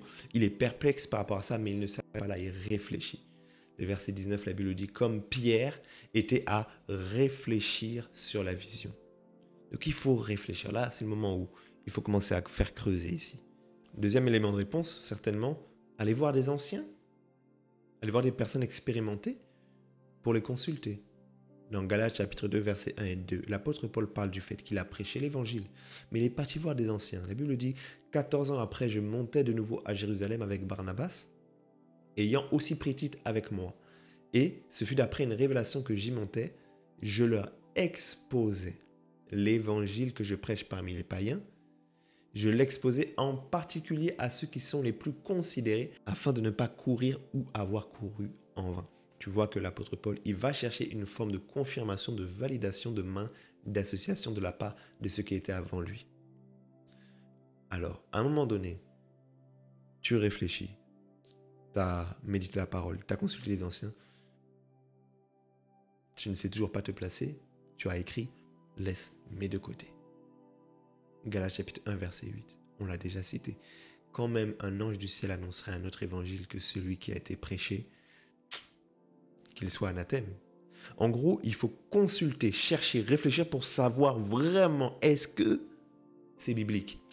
Si après tout ça, tu n'as pas d'éléments pour appuyer que c'est biblique, laisse-tu mes deux côtés. Encore une fois, si Dieu veut te faire comprendre quelque chose, il aura la capacité de passer par d'autres moyens pour te le faire comprendre. On entre dans notre 7e chapitre, un chapitre important sur l'audace. J'ai entendu Dieu. Il me faut aussi de l'audace pour parler de sa part. C'est très important. Alors la question 31 nous dit quoi? Comment surmonter la peur de se tromper quand on parle au nom de Dieu. Dieu m'a parlé, je sens que je dois transmettre. Et j'ai peur de me tromper, qu'est-ce que je fais? 1. Prier pour avoir de l'assurance. Actes chapitre 4, verset 29. La Bible dit, « Et maintenant, Seigneur, vois leurs menaces et donne à tes serviteurs d'annoncer ta parole avec une pleine assurance. » C'est une prière pour avoir l'assurance et Dieu a exaucé cette prière. Mais il faut aussi du coup avoir la foi et la confiance en Dieu qu'il peut le faire au travers de nous. Développer la foi, progresser dans la foi. Matthieu chapitre 10, versets 19 à 20. Lorsqu'on vous livrera, ne vous inquiétez pas de ce que vous direz, ni de comment vous le direz, car ce que vous aurez à dire vous sera donné à l'heure même. C'est-à-dire que je dois avoir confiance à Dieu en sa capacité à m'inspirer au moment opportun, au moment où je dois parler, à la fois le bon mot, la bonne manière de faire, et je dois lui faire confiance. Ce n'est pas toujours quelque chose qui vient en amont, c'est des fois au moment opportun que le Saint-Esprit m'inspirera. Et oui, alors avoir des bons exemples, ça nous aide aussi à développer de l'assurance. 1 Corinthiens chapitre 11 verset 1, l'apôtre Paul dit « Soyez mes imitateurs comme je le suis moi-même de Christ ». Christ avait beaucoup d'audace, mais des fois, le décalage entre notre situation actuelle et la hauteur du ministère de Jésus nous semble insurmontable. Alors des fois, on peut avoir des références, des mentors qui sont pour nous des exemples et qui nous encouragent. Alors ok, je suis en train de développer mon assurance et mon audace. Mais la question 32, que faire si j'ai reçu une parole de jugement? Alors là, plusieurs choses qu'on peut se dire. Premièrement, toujours garder en tête la volonté d'aider et apporter la parole avec le cœur de Dieu. Très important. C'est pas parce que la parole est une parole de jugement qu'elle doit se faire en dehors du cœur de Dieu. Hébreux chapitre 12, verset 6, par exemple, nous parle de ce cœur. Le Seigneur châtie celui qu'il aime et il frappe de la verge tout ce qu'il reconnaît pour ses fils. Donc même dans le correctif de Dieu se cache la compréhension et la révélation de Dieu comme étant un Père. Et ça, c'est quelque chose d'important. Apporter aussi la parole avec du respect. Colossiens chapitre 4, verset 6. Que votre parole soit toujours accompagnée de grâce, assaisonnée de sel, afin que vous sachiez comment il faut répondre à chacun. Donc il y a quand même une méthodologie. Le fond n'est pas seulement important, la forme aussi, surtout. Si notre but, c'est que la personne puisse recevoir aussi la chose qu'on va pouvoir lui apporter de la part de Dieu. Alors lorsque j'ai une parole de jugement, je dois aussi l'apporter en considérant le rôle et le statut de chacun. Ce n'est pas parce que je parle de la part de Dieu que je n'accorde pas d'importance au statut de la personne à qui je parle. 1 Timothée chapitre 5 verset 1 nous dit quelque chose d'important. 1 et 2. Ne réprimande pas durement le vieillard, mais exhorte-le comme un père. Les jeunes gens comme des frères, les femmes âgées comme des mères, les jeunes femmes comme des sœurs en toute pureté. Autrement dit, je dois quand même prêter attention à qui est-ce que j'ai en face de moi. Est-ce que cela veut dire que je ne parle pas? Si, je fais ce que Dieu me demande de faire, mais je veille quand même sur la forme. Question 33. Ici, maintenant, la question d'avoir une parole, mais par rapport à une autorité. Que faire si je reçois une parole, mais par rapport à une autorité, un responsable? Alors de toute évidence, comme d'habitude, mais à combien plus forte raison, je dois prier. 1 Timothée chapitre 2, verset 1 et 2. La première chose que nous devons faire par rapport à nos leaders, c'est prier. J'exhorte donc avant toute chose, à faire des prières, des supplications, des requêtes, des actions de grâce pour tous les hommes, mais aussi pour les rois et pour tous ceux qui sont élevés en dignité, afin que nous menions une vie paisible et tranquille en toute piété et honnêteté. Le moyen de vivre une vie tranquille et de bénéficier d'un leadership bienveillant, ce n'est pas uniquement de pouvoir donner toutes les paroles et les paroles les plus dures, prophétiques que nous avons, c'est aussi de prier. C'est un équilibre important. Et puis, lorsque je dois transmettre tout de même la parole, lorsque j'ai les accès, je dois le faire avec sagesse. Et là, on voit l'histoire, par exemple, de Nathan et de David. Tu vois, David a reconnu. David dit à Nathan, j'ai péché contre l'Éternel. Et Nathan dit à David, l'Éternel pardonne ton péché, tu ne mourras point. Mais parce que tu as blasphémé les ennemis de l'Éternel, en commettant cette action, le fils qui t'est né mourra. Tu vois qu'on a un prophète qui doit apporter des paroles dures à un roi, mais qui le fait avec sagesse, qui le fait avec parabole. Il fait quand même comprendre le message, mais il y met quand même les formes. Et au final, le message est passé. Il n'a pas cherché à plonger le roi, à le critiquer, à lui dire simplement ce que Dieu a dit, avec respect pour Dieu et respect pour l'interlocuteur. Alors, tout ce que je dis là ne doit pas nous faire enlever le fait que nous devons avoir quand même de l'assurance dans notre méthode et que nous devons obéir à Dieu lorsqu'il nous dit d'agir d'une manière ou d'une autre. La Bible dit dans Actes chapitre 5 verset 29, les apôtres ils sont face à des autorités, mais ils vont quand même leur dire. Pierre et les apôtres répondirent, il faut obéir à Dieu plutôt qu'aux hommes. Ça reste très important. Question 34. Comment réagir face au rejet ou à l'incompréhension d'une parole que j'ai transmise avec audace? J'ai de l'audace, j'ai de l'assurance, je donne la parole que Dieu m'a donnée. Maintenant, la personne, elle rejette cette parole. Soit elle ne la prend pas au sérieux, soit elle croit que ce n'est pas Dieu, etc., etc. Qu'est-ce que je fais? 1 Corinthiens chapitre 4, le verset 3 nous donne un élément de réponse. Prêtez davantage attention au jugement de Dieu. Lorsqu'on fait ce que Dieu nous demande, on doit laisser ensuite Dieu être juge des choses et du résultat. L'apôtre Paul va dire ici, pour ce qui est de moi, il est bien peu de choses que je sois jugé par vous ou par un tribunal humain. Je ne me juge pas moi-même. C'est-à-dire qu'à un moment donné, il faut savoir que les prophètes ne sont pas toujours acceptés, les prédicateurs ne sont pas toujours acceptés et ce n'est pas le but. Le but, c'est de faire et dire ce que Dieu nous a dit. Ensuite, c'est Dieu qui juge. Alors, il faut s'attendre aussi à la persécution. Ça existe. Matthieu chapitre 23, verset 34 nous en parle. C'est pourquoi, voici, je vous envoie des prophètes, des sages et des scribes. Vous tuerez les uns et vous en crucifierez. Vous en battrez dans des synagogues et vous en poursuivrez de ville en ville. Jésus, il a déjà annoncé la persécution qui allait arriver. À ce moment-là, on sait qu'elle arrive. On prie Dieu pour qu'il puisse endurcir notre front, comme il l'a fait pour Ézéchiel. Ézéchiel chapitre 3, versets 8 et 9. Dieu dit à Ézéchiel, voici, j'ai rendu ton visage plus hardi que le leur, et ton front plus dur que leur front, comme un diamant, plus dur que le roc, j'ai rendu ton front. Ne les crains donc pas et ne sois pas épouvanté devant eux, car ils sont une maison de rébellion. Donc Dieu peut endurcir aussi l'homme ou la femme qui doit parler de sa part. Finalement, est-il possible d'être audacieux tout en restant humble? Parce que parfois, on peut tomber dans un extrême à un autre. On veut tellement être audacieux qu'on ne devient plus humble finalement. Eh bien, la réponse logiquement c'est oui, bien sûr, comme Christ lui-même qui est notre parfait modèle. La Bible dit dans Philippiens chapitre 2 verset 5, « Ayez en vous les mêmes sentiments que ceux qui étaient en Jésus-Christ. » Jésus-Christ était à la fois rempli d'audace, à la fois rempli d'humilité. Donc c'est possible. On entre dans notre 8e chapitre. Le 8e chapitre traite de la question des dons spirituels. Alors, comment savoir si j'ai reçu le don de prophétie? La réponse, elle est très simple. Déjà, c'est par rapport au fruit qui doit être visible. Je sais que j'ai reçu tel ou tel don par rapport aux fruits que je porte et que je manifeste régulièrement dans ma vie. Actes chapitre 21, versets 8 et 9. Nous partirons le lendemain et nous arrivâmes à Césarée. Étant entrés dans la maison de Philippe l'évangéliste, qui était l'un des 7, nous logeâmes chez lui. Il avait 4 filles vierges qui prophétisaient. On donnait cette réputation aux filles de Philippe de ce qu'elles prophétisaient. Pourquoi? Parce qu'elles le faisaient régulièrement. Elles le faisaient, on les appelait donc par rapport à ce qu'elles faisaient. Alors, la première chose, c'est simplement, est-ce que je porte le fruit d'une personne qui a ce don ou pas? Tout simplement. Comment aspirer au don de prophétie? La Bible nous parle d'aspirer au don spirituel et surtout à celui de prophétie. Premièrement, par la prière individuelle. Matthieu chapitre 21, verset 22. Tout ce que vous demanderez avec foi par la prière, vous le recevrez. Dans tout, il y a tout. Dans tout, il y a aussi la prière pour vivre une nouvelle dimension des dons spirituels. La prière individuelle.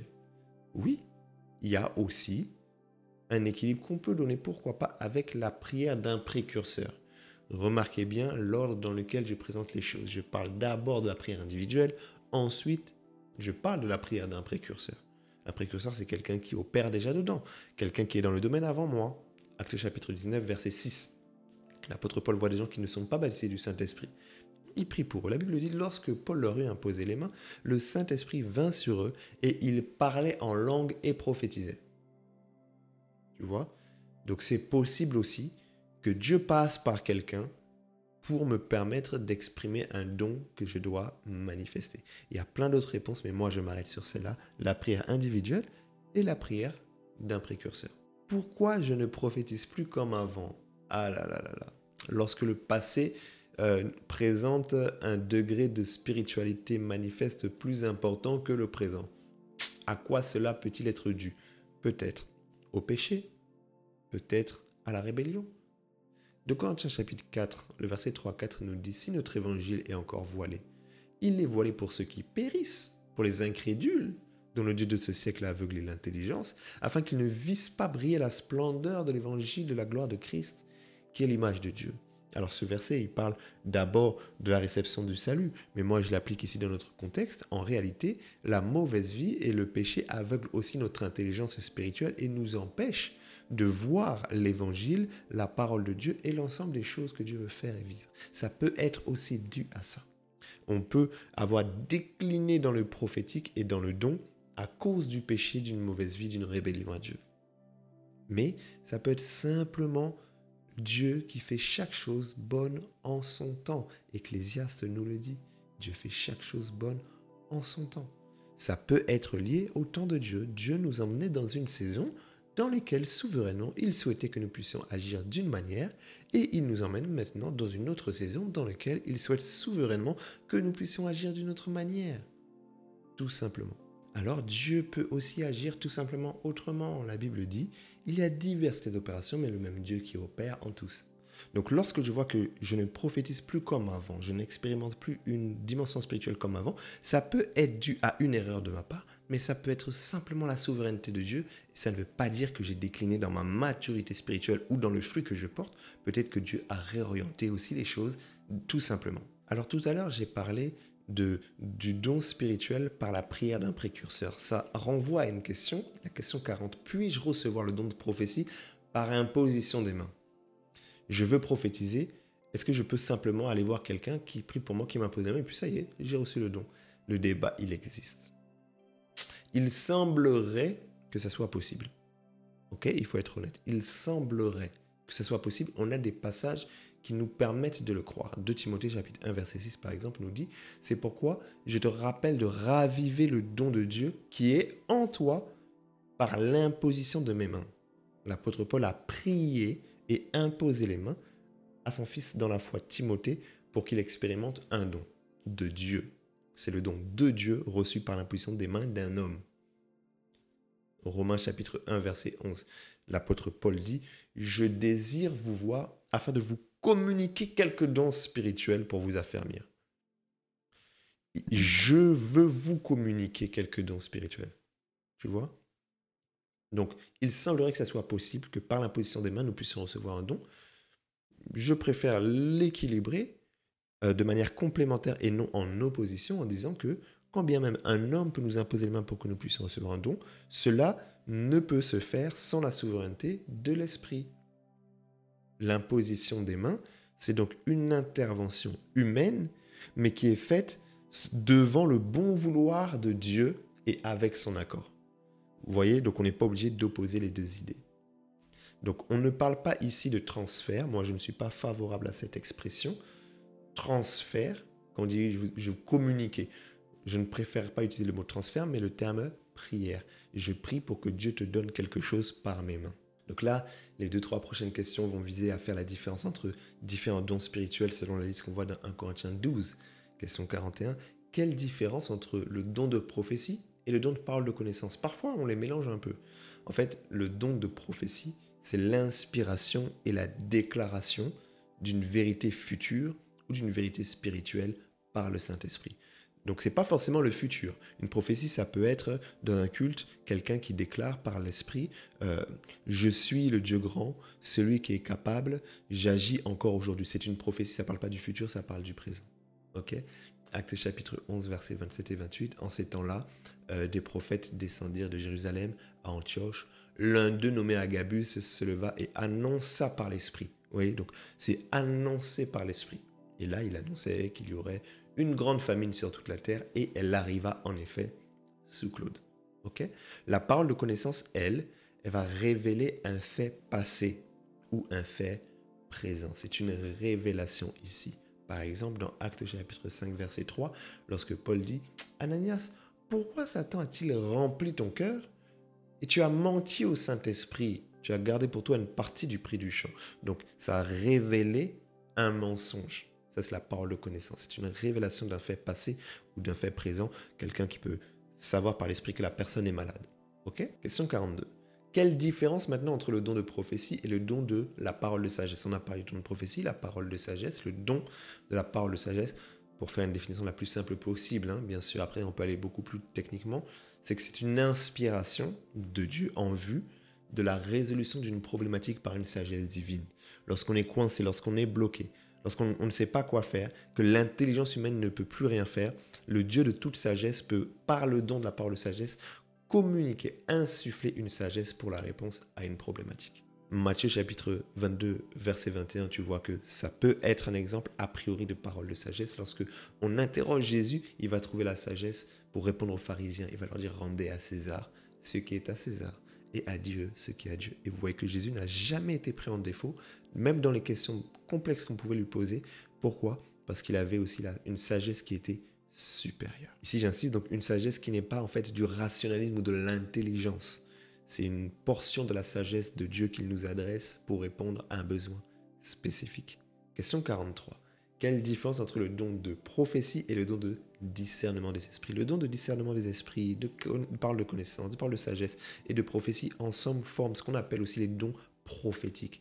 Ils sont très liés et parfois ils se juxtaposent, mais si on veut les distinguer, le don de discernement des esprits, lui, il va venir pour pouvoir nous donner la compréhension des esprits qui sont en mouvement ou en opération quelque part. Acte chapitre 16, tu vois que l'apôtre Paul, il est en mission et puis une femme n'arrête pas de dire « Ceux-ci sont les serviteurs de Dieu, ceux-ci sont les serviteurs de Dieu ». Mais la Bible nous dit qu'en réalité, c'était un esprit de Python qui était derrière.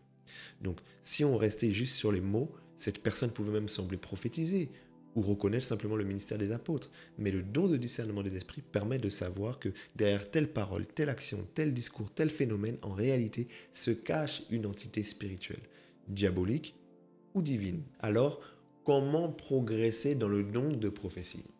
Cette question, pareil, elle fait partie des questions qui reviennent tout le temps. Comment progresser dans le don de prophétie? Je vais faire une réponse qui est vraiment très simple, la plus simple qui soit. Il faut progresser dans la foi. Celui qui progresse dans la foi déjà progressera aussi dans le don de prophétie. Parce que Romains chapitre 12, verset 6 nous dit, puisque nous avons des dons différents selon la grâce qui nous était accordée, que celui qui a le don de prophétie l'exerce selon l'analogie de la foi. D'autres versions diront en proportion de la foi. Donc le don de prophétie est intimement lié à la réalité de la foi que nous avons en nous-mêmes. Ok? Alors deuxième conseil, il faut aussi être fidèle dans les petites choses. Celui qui est fidèle dans les petites choses, on lui confiera aussi les grandes. Et celui qui est fidèle dans les choses d'autrui, on lui confiera les siennes. Plusieurs fois, tu vois que dans la Bible, il y a cette notion de fidélité qui nous permet de pouvoir comme déclencher un palier nouveau. Et nous croyons par l'expérience aussi que dans le prophétique, lorsque nous sommes fidèles dans les petites révélations, les petits songes, les petites prophéties que Dieu nous donne, après Dieu nous permet de nous développer, de grandir et nous confier ensuite de plus grandes choses. Question 45. Alors la réalité, c'est qu'on ne m'a jamais posé cette question. Ça fait typiquement partie des questions que moi-même j'ai rajoutées parce que j'ai trouvé nécessaire de pouvoir en parler. Comment éviter de tomber dans la comparaison des dons spirituels avec les autres? C'est important parce qu'aujourd'hui, il y a une surenchère à qui fait le plus spectaculaire, le plus grand, le plus précis. Comment faire pour garder son cœur, chers amis? Premièrement, par rapport à l'humilité, effectivement, développer l'humilité. Philippiens chapitre 2, verset 3-4 nous en parle formidablement. Ne faites rien par esprit de parti ou par vaine gloire, mais que l'humilité vous fasse regarder les autres comme étant au-dessus de vous-même. Que chacun de vous, au lieu de considérer ses propres intérêts, considère aussi ceux des autres. Donc, développer l'humilité. Et bien, au final, en vrai, mais si l'autre il fait mieux, ça fait quoi? Ça dérange en quoi? C'est quoi le problème si l'autre fait mieux? Si l'autre fait plus? Mais c'est pas grave qu'il fasse plus. Il est meilleur, gloire à Dieu. Vois-le comme au-dessus. Alors, deuxièmement, on peut réfléchir aussi en comprenant la complémentarité des ministères et le fait que nous soyons des co-ouvriers dans la même mission. 1 Corinthiens chapitre 3 verset 5-6 que nous connaissons nous dit Qu'est-ce donc qu'Apollos? Qu'est-ce donc que Paul? Ce sont des serviteurs, par le moyen desquels vous avez cru, selon que le Seigneur l'a donné à chacun. J'ai planté, Apollos a arrosé, mais c'est Dieu qui fait croître. On est tous dans la même œuvre de Dieu. Alors je dois comprendre que nous sommes complémentaires. La grâce que l'autre a va servir à la mission, la grâce que j'ai va servir à la mission. Et puisque lui va dire, c'est des choses que moi j'aurais pas dit, on se complète. Moi je n'ai pas tout dit, je n'ai pas tout fait. Alors si quelqu'un fait mieux, gloire à Dieu, ça va compléter le travail. C'est dans la même pensée qu'on peut aussi réfléchir à considérer l'étendue de ce champ missionnaire. Vous savez, Jésus, il dit quelque chose, il dit dans Matthieu chapitre 9, versets 37 et 38, il dit « La moisson est grande, mais il y a peu d'ouvriers.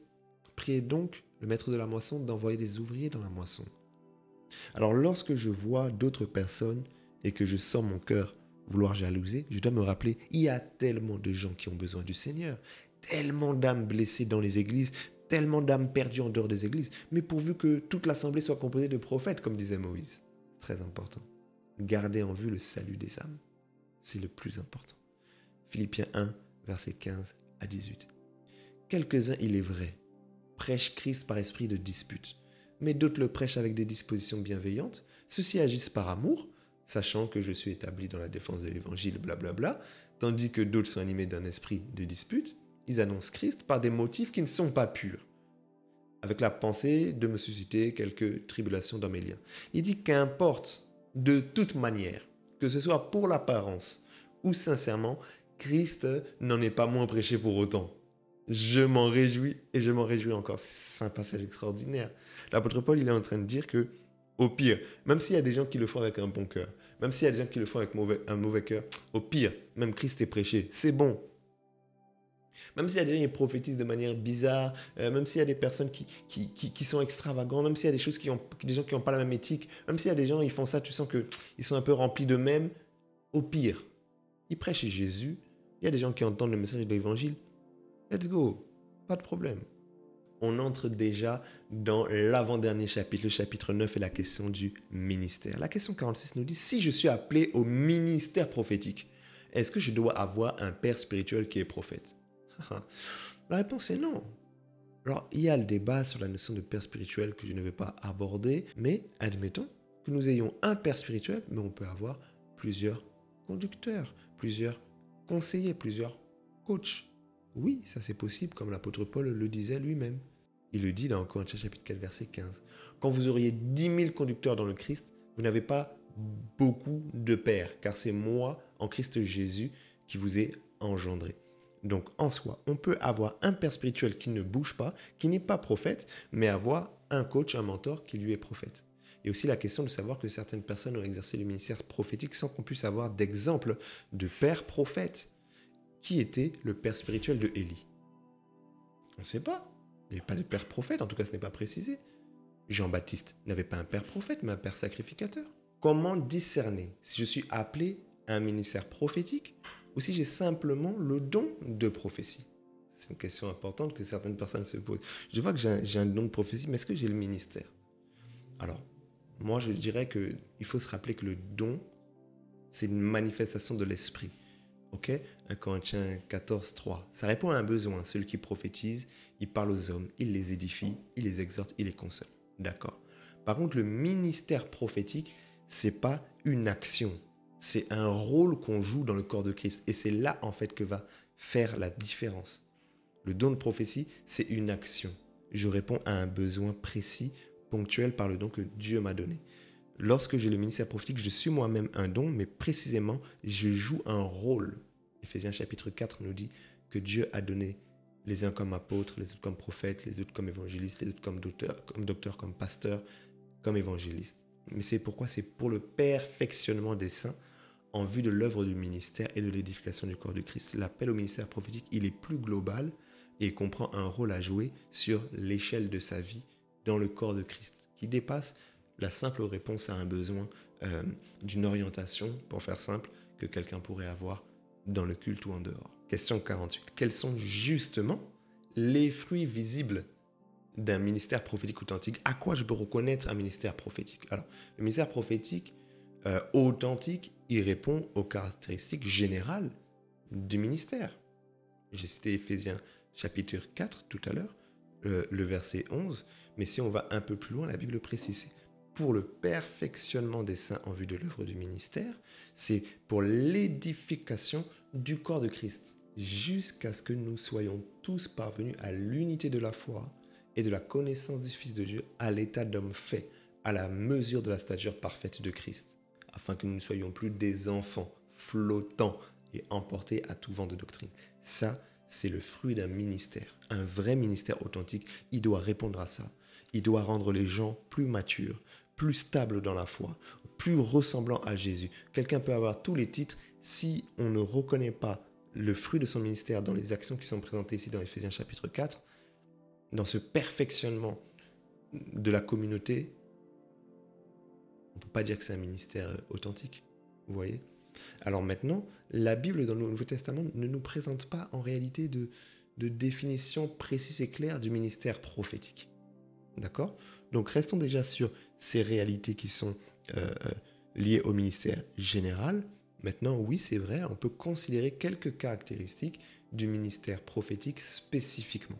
Alors ainsi, on verra que le ministère prophétique, premièrement, il va orienter la communauté par des prophéties qui sont inspirées par Dieu. Il va apporter les clés de lecture, le discernement pour comprendre les saisons présentes et les saisons à venir. On verra aussi qu'un ministère prophétique, il va aiguiser le peuple de Dieu dans son discernement spirituel. Et il va contribuer à faire émerger toute une génération ou encore une communauté prophétique. De la même manière qu'un évangéliste va transmettre le cœur de Dieu pour le salut des âmes, le prophète va transmettre le cœur de Dieu pour l'écoute, la voix et la conduite du Saint-Esprit. Et bien évidemment, on verra en réalité souvent dans un ministère prophétique l'opération aisée et régulière dans les dons de l'Esprit, notamment les dons dits prophétiques. Question 49. Un ministère prophétique est-il toujours intégré dans une église locale ? Bonne question. Alors, déjà l'église locale, c'est l'expression visible du corps de Christ dans un territoire en particulier. Donc logiquement, le prophète de ministère étant dans le corps de Christ peut être très souvent et logiquement qu'une fois rattaché à une église locale. Actes chapitre 13 verset 1, il y avait dans l'église d'Antioche des prophètes et des docteurs. Mais de la même manière que le corps de Christ n'est pas limité aux quatre murs d'une église, le prophète de ministère peut lui aussi avoir une action qui dépasse le cadre d'une seule assemblée locale. Donc la réponse c'est oui et non. Un prophète de ministère est très souvent et logiquement dans une église locale, mais cela n'est pas dit que c'est une nécessité absolue de n'être identifié qu'aux quatre murs d'une seule communauté religieuse. Et tu vois par exemple dans Actes chapitre 21 verset 10, la Bible parle du prophète Agabus qui descendait de Judée. Et là, il n'était pas lié à une église locale, il était dans un fonctionnement itinérant à ce moment-là. Donc le débat sur le rôle d'un ministère prophétique dans une église locale ou diffus dans le corps, c'est plus un débat déontologique qu'un débat théologique. Cela ne veut pas dire que ce n'est pas important. C'est un sujet très important et très intéressant. Question 50. Pourquoi parle-t-on souvent d'offrande de prophète, l'offrande de prophète, l'offrande de prophète ? Parce que la Bible dit, dans 1 Samuel chapitre 9 verset 7, Saül dit à son serviteur, « Mais si nous allons, que donnerons-nous à l'homme de Dieu ? Car le pain a disparu de nos sacs et nous n'avons rien à offrir à l'homme de Dieu. » En fait, autrefois, on avait la coutume, la règle, l'éthique de pouvoir apporter quelque chose au prophète. Comme pour le sacrificateur qui vivait en fait de ce que les gens apportaient en offrande à Dieu, eh ben, on apportait aussi des offrandes aussi au prophète. C'était les temples d'autrefois. Le sujet de la vidéo n'est pas de parler des offrandes. Question 51. Quelle différence entre le ministère prophétique de l'ancienne et de la nouvelle alliance ? Alors la personne qui pose cette question a déjà compris qu'il y a une distinction, effectivement, et a peut-être déjà entendu que le prophète du Nouveau Testament, ce n'est pas le prophète de l'Ancien Testament. Et c'est vrai. Il y a des différences qui sont quand même importantes. On peut en citer quelques-unes à la volée. Déjà, premièrement, on voit que le ministère du Nouveau Testament travaille beaucoup plus en équipe, alors que le ministère prophétique de l'Ancien Testament travaille seul. En général, bien qu'on peut voir aussi des garnisons de prophètes. Mais souvent, dans l'Ancien Testament, on voit un ministre prophétique opérer seul. Dans Éphésiens chapitre 4, verset 11, tu vois que le ministère prophétique est intégré dans une équipe ministérielle. on a cité également Actes chapitre 13. Alors il y a quelque chose qui est très important aussi à dire, c'est qu'en réalité, dans le Nouveau Testament, le prophète n'est pas le seul détenteur de l'Esprit. Il n'y a que quelques personnes qui avaient le Saint-Esprit sur eux. Et l'onction du Saint-Esprit, c'était les rois, les sacrificateurs et donc les prophètes. Alors que dans le Nouveau Testament, selon Joël chapitre 2, verset 28, dans cette nouvelle alliance, Dieu dit « Je répandrai de mon esprit sur toute chair ». Et ça va changer quand même beaucoup de choses dans le fonctionnement prophétique ministériel du Nouveau Testament. C'est notamment dans le Nouveau Testament qu'on met donc en place cette notion de examiner les prophéties, discerner les prophéties, n'ajoutez pas foi à tout esprit. Des termes qu'on n'utilisait pas beaucoup dans l'Ancien Testament. Alors, il y a aussi une différence, c'est que les prophètes de l'Ancien Testament, ils annonçaient notamment un Messie à venir. Alors que les prophètes du Nouveau Testament, ils annoncent le Messie qui est déjà venu, ils annoncent son retour. Et puis bon, c'est assez technique, donc je ne vais pas entrer dans les détails, mais chacune des alliances a ses modes de fonctionnement. Et donc le prophète de la Nouvelle Alliance, puisqu'il est dans la Nouvelle Alliance, il y a une relation avec Dieu qui n'est pas pareille, une relation avec le peuple de Dieu qui n'est pas pareille, un rapport au péché qui n'est pas pareil, un rapport à ceux qui ne sont pas dans le peuple de Dieu qui n'est pas pareil. Chaque alliance, en fait, a ses prérogatives, ses règles et ses méthodes de fonctionnement. On n'est pas dans la même alliance. Colossiens chapitre 2, versets 16 à 17 nous présente le fait que l'alliance dans laquelle nous sommes est une alliance nouvelle et que l'ancienne, c'était l'ombre des choses à venir. Dans l'Ancien Testament, le prophète était considéré comme l'une des sommités en termes d'autorité spirituelle, alors que dans le Nouveau Testament, on va mettre beaucoup plus l'emphase sur Christ lui-même, qui est déjà venu, et sur les Écritures. Alors, on entre dans notre 10e et dernier chapitre, où on va parler des erreurs, on va parler du faux dans le milieu du prophétique et dans la science d'entendre Dieu. Question 52. Comment identifier un faux prophète? On a glissé un peu dessus tout à l'heure. Premièrement, à son fruit. Selon Matthieu, chapitre 7, verset 16, vous les reconnaîtrez à leurs fruits. On reconnaît un faux prophète à son fruit. Mais attention, le fruit, ce n'est pas les miracles. Et ce n'est pas l'expression de la spiritualité. Très important. Dans Matthieu, chapitre 7, verset 22, on nous dit par exemple, plusieurs de ceux qui disent Seigneur, Seigneur, diront, n'avons-nous pas prophétisé en ton nom? N'avons-nous pas chassé les démons en ton nom? N'avons-nous pas fait beaucoup de miracles en ton nom? Jésus dira, je ne vous ai pas connu, serviteur d'iniquité. Donc quelqu'un peut même prophétiser mais ne pas être connu de Dieu. Donc reconnaître les faux prophètes à leurs fruits, ce n'est pas reconnaître les faux prophètes à l'accomplissement de leurs paroles. Parce que parfois quelqu'un peut être faux mais dire quelque chose qui se réalise. C'est un autre sujet. Ici on est dans une vidéo, on va dire, de vulgarisation. On va déjà dans les fondamentaux, on ne va pas dans les choses trop complexes. Alors le fruit, ce n'est pas non plus la notoriété. Ce n'est pas parce que quelqu'un a une notoriété forte que ça veut dire que cette personne est vraie, ou parce que cette personne a peu de notoriété, ça veut dire qu'elle est fausse. Non. Certaines personnes disent « Ouais, mais là c'est faux parce que, vous voyez, si c'était vraiment de Dieu, ça allait avancer beaucoup plus vite. » Mais il y a d'autres aussi maintenant dans cette génération qui ont un problème avec la notoriété. Et lorsque quelqu'un a beaucoup de notoriété, « Oui, mais certainement lui c'est un sorcier. » Non. Matthieu 6, verset 14, « Gardez-vous de pratiquer votre justice devant les hommes pour en être vu. Autrement, vous n'aurez point de récompense auprès de votre Père qui est dans les cieux. Lors donc que tu fais l'aumône, ne sonne pas de la trompette devant toi, comme font les hypocrites dans les synagogues ou dans les rues, afin d'être glorifiés par les hommes. Je vous le dis en vérité, ils reçoivent leur récompense. Mais quand tu fais l'aumône, que ta main gauche ne sache pas ce que fait ta droite, afin que ton aumône se fasse en secret. Et ton Père, qui voit dans le secret, te le rendra. » Tu vois dans ce passage plusieurs choses, mais tu comprends notamment qu'en réalité, ce n'est pas le caractère public de l'action de quelqu'un qui fait qu'elle a un bon cœur ou qu'elle est dans la vérité. Il y a des personnes qui sont donc des hypocrites. Donc on reconnaît un faux, j'ai dit, à son fruit, mais le fruit n'est pas forcément les miracles, le fruit n'est pas forcément la notoriété. De quoi on parle? On peut réfléchir sur la question du caractère. Le caractère. Bien qu'encore une fois, ils peuvent aussi se déguiser, les faux prophètes et serviteurs de Dieu. C'est pas facile. Actes chapitre 17, le verset 16 et le verset 17. Comme Paul les attendait à Athènes, il sentait au-dedans de lui son esprit s'irriter à la vue de cette ville pleine d'idoles. Tu vois que son esprit s'irritait. Autrement dit, dans la capacité à discerner le vrai du faux, et bien finalement, il y a tous les critères, on va dire, rationnels, les observations qu'on peut faire méthodiques, mais il y a aussi au final ce que je ressens dans mon cœur de la part du Saint-Esprit. Je peux à un moment donné ne pas comprendre parfaitement les motivations du fait que ça ne passe pas. Mais si en priant avec un cœur pur et la volonté de me soumettre au Saint-Esprit, je sens que ça ne passe pas, il vaut mieux parfois prendre un peu quelques distances. Que faire si l'on s'est trompé dans une parole prophétique? Aïe, mais ça peut arriver. C'est pas que les faux prophètes qui donnent des fausses prophéties. On peut être un vrai serviteur de Dieu et faire une erreur. Il faut reconnaître son erreur auprès de Dieu, mais aussi auprès des hommes. Proverbe chapitre 28, verset 13 nous dit qu'en fait, il ne faut pas cacher les choses quand on a fait une erreur. Celui qui cache ses transgressions ne prospère pas, mais celui qui les avoue et les délaisse obtient miséricorde. Parfois, il faut simplement reconnaître son tort, l'avouer.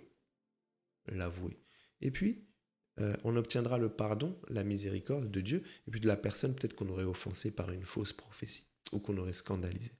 Maintenant, j'ai fait une erreur. Comment retrouver confiance en Dieu et en moi après un échec dans les prophétiques? Eh bien, tu peux te rappeler que d'autres aussi ont échoué avant toi. En réalité, Pierre, par exemple, il a échoué.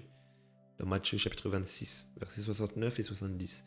Pierre, il est assis dehors dans la cour, et puis une servante s'approche de lui, une fois que Jésus avait été livré. Il lui dit, mais toi aussi, tu étais avec Jésus le Galiléen. Il dit, nia devant tout le monde en disant, je ne sais pas ce que tu dis.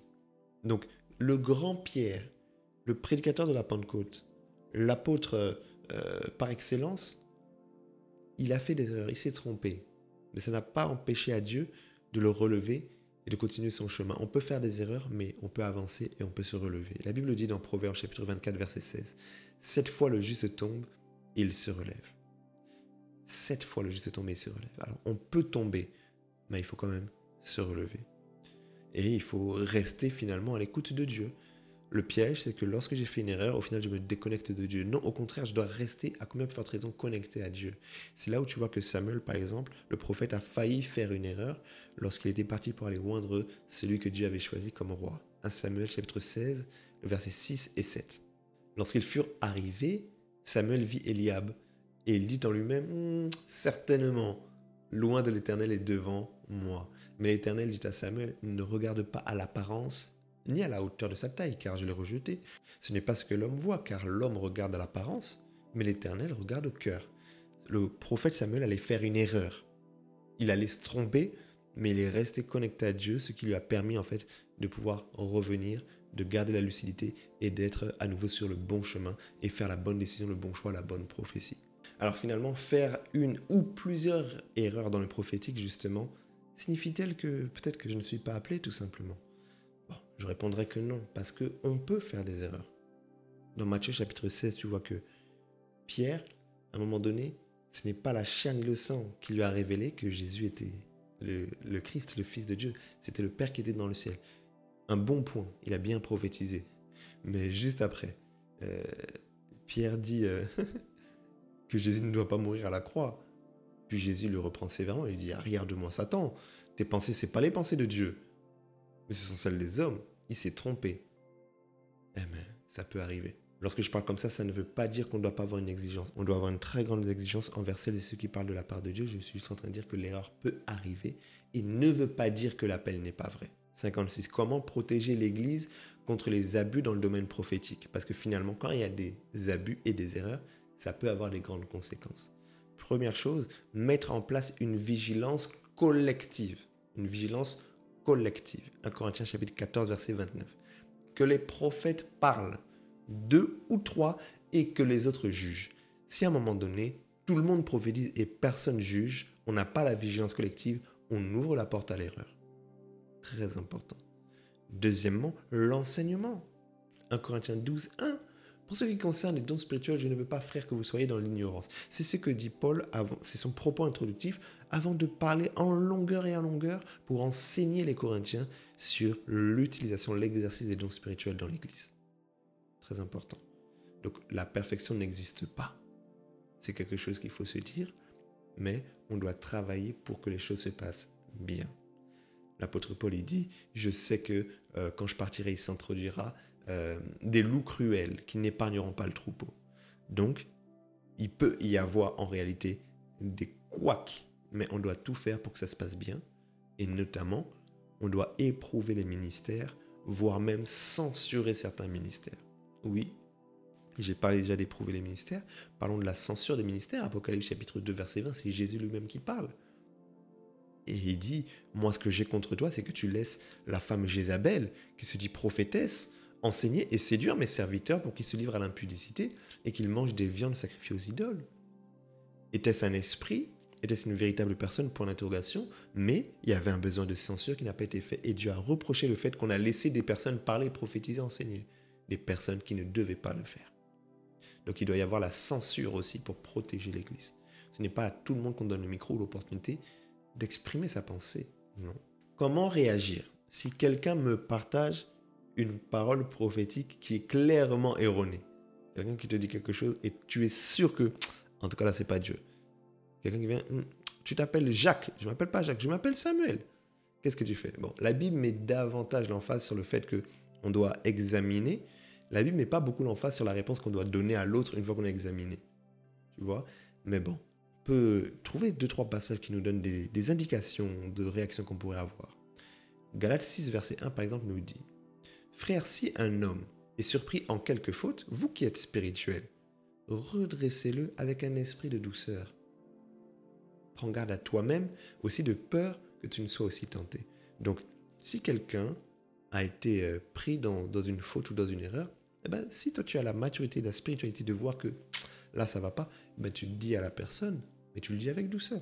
Il vaut mieux dire à la personne justement pour l'épargner, pour que cette personne se remette en question, réfléchisse et peut-être comprenne qu'est-ce qui n'a pas marché. Et là, il y a une question importante qu'on se pose souvent.